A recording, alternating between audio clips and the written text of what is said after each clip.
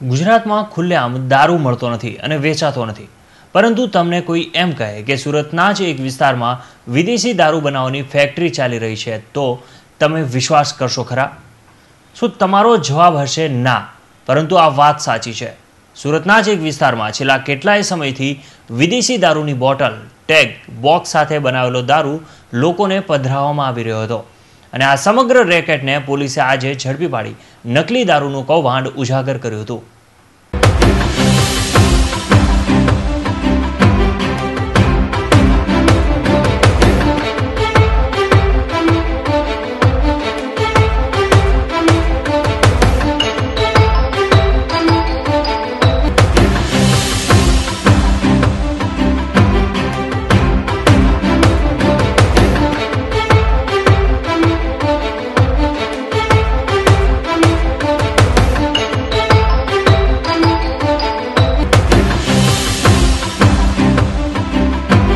આમ તો ગુજરાતમાં દારૂબંધી તેના સ્થાપનકાળથી જ અમલી છે, તેમ છતાં પણ સુરત સહિતના શહેરોમાં યેન કેન પ્રકારે દારૂ ઘુસાડવામાં બુટલેગરો સફળ થઈ રહ્યા છે।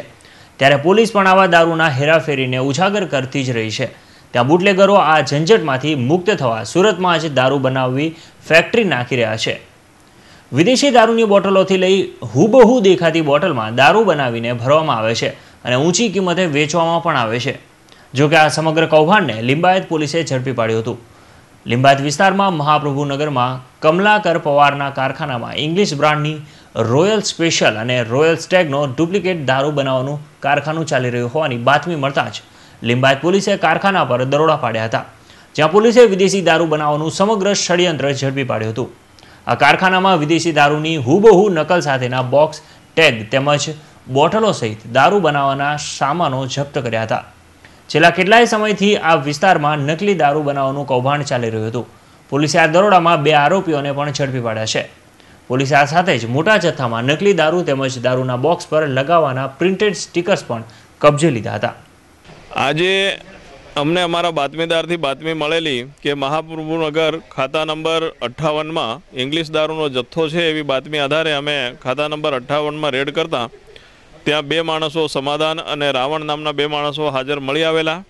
તપાસ કરતાં એમાં 19 પેટી 180 mlની દમણ બનાવટનો બનાવટી દારૂ મળી આવેલ છે અને તપાસ દરમિયાન જણાઈ આવેલ છે કે આ જગ્યાએ આ સમાધાન પાટીલ અને એના માણસો બહારથી આલ્કોહોલિક જેવું કેમિકલ લાવી અને એનો પ્રોસેસ કરી અને ત્યાં ઇંગ્લિશ દારૂની જે ખાલી બોટલો છે એમાં બોટલમાં દારૂ જેવું પ્રવાહી ભરી અને એના પર જે રજિસ્ટર કંપની દારૂવાળી છે એમની કંપનીના લેબલ લગાવી અને દારૂની બનાવટ કરે છે તેવું જણાઈ આવેલ છે। 2 માણસોની અટક કરી છે અને તપાસ હાલ ચાલુ છે। કેમિકલ આલ્કોહોલિક લાગે છે, હવે FSLમાં અમે મોકલીએ ત્યારે એનો સ્પષ્ટ રિપોર્ટ આવશે કે કયા પ્રકારનો પ્રવાહી છે।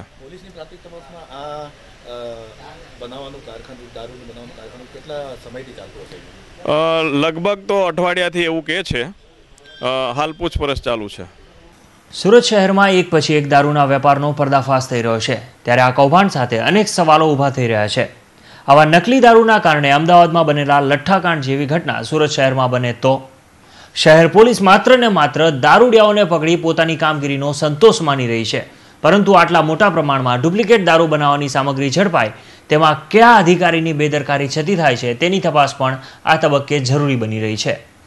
ત્યારે હાલ તો પોલીસે તપાસમાં દારૂ કોના ઇશારે બનાવાતો હતો, ત્યાં બીજી તરફ શું હવે બુટલેગરો દારૂ બનાવવાના ફોર્મ્યુલા જાણી સુરતમાં જ તેની ફેક્ટરીઓ ઊભી કરી રહ્યા છે કે જેથી પોલીસ સાથેની ચોર પકડની ઝંઝટમાંથી છુટકારો મળી શકે? અને જો આવું હોય તો દારૂ બનાવવાની સાથે જ દારૂની કંપનીઓના ટેગ, બોક્સ તેઓના કોણ સપ્લાય કરી રહ્યું છે તે પણ તપાસનો વિષય છે। પોલીસે આ કૌભાંડમાં સંડોવાયેલા તમામની તપાસ શરૂ કરી છે। કેમેરામેન નિકુંજ પંડ્યા સાથે bureau report, Hind TV news, Surat.